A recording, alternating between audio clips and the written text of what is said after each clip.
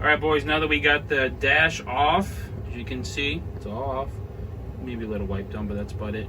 Now we have to take apart the clutch assembly for the first gen because it's cable driven. And the SRT4 is going to be hydro driven, so we're going to have to kind of fabricate a couple things here and there. But for the most part, it looks like it's 2 bolts on this side here, the clip that holds on the master cylinder right there, and the clutch cable, where's it at? Right there. It's gonna be like right here. The clutch safety switch and the clutch cable are gonna be over there. So as soon as we take the assembly off, I'll kind of give you guys an update on that, but basically that's it. And yes, they are real Sparkos. I'm a hot boy, sorry about that. I will be selling these off eventually just because I won't need them anymore. I know a lot of the first gen Neon guys like to, they're automatic. We'll go to like a 5-speed swap. So these will be for sale down the road. So, all right guys, so I'm gonna show you the difference between the first gen 95 through 99 Dodge Neon 5-speed. As you can see, this one is cable driven. So the cable's right there. That's gonna be attached to it for the transmission. And here's the clutch safety switch right here. The brake switch is right here. So they look very similar. First gen and SRT4, but I'll show you the differences here in a second. This is the first gen. Here's a first gen. Obviously they don't come with Sparko carbon fiber pedals, but that's just me being me.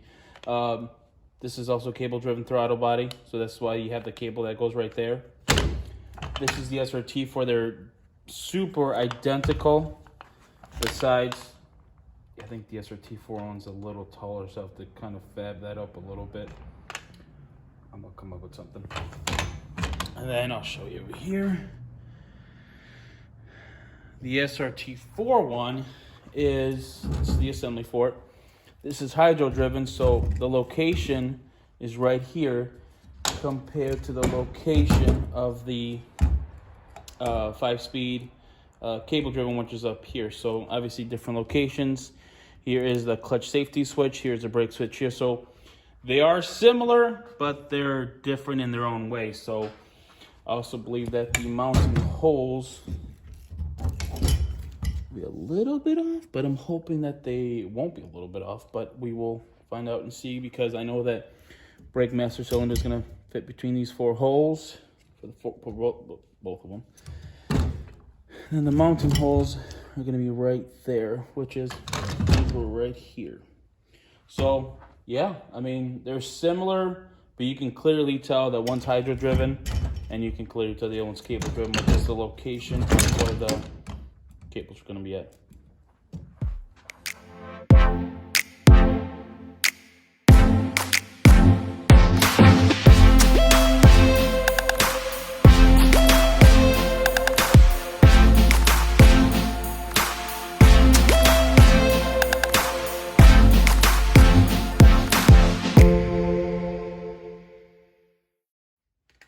All right, boys. All right, guys. I'm gonna explain what we're trying to do here. So basically, the amount of the SRT4 clutch assembly is different than the first gen, obviously. So just by help from some people that have done this before, like the actual whole thing I'm trying to do. So this is if you're going hydro clutch, obviously. If you're gonna stick with like the cable clutch, you'll be fine. You can use this.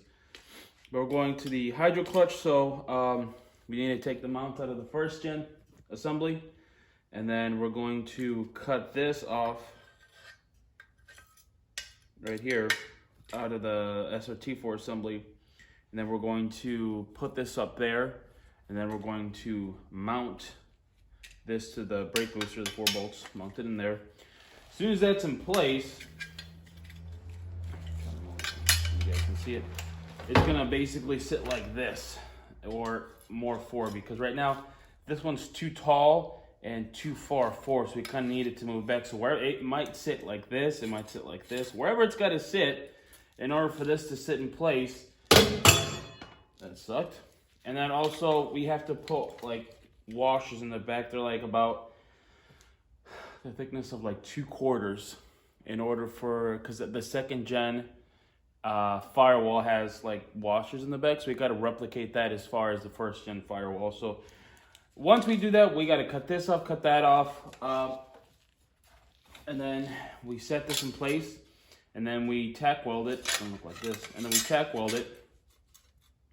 Once we tack weld it in the car, I bring it out here and give it a full weld.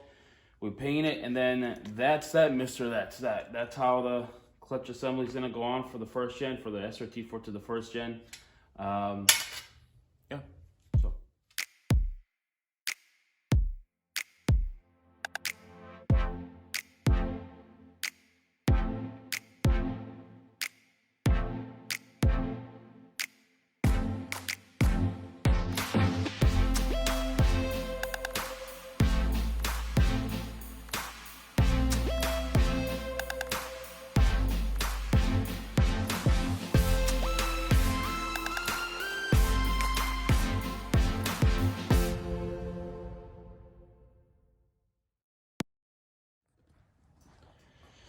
All right, so basically this is what we did.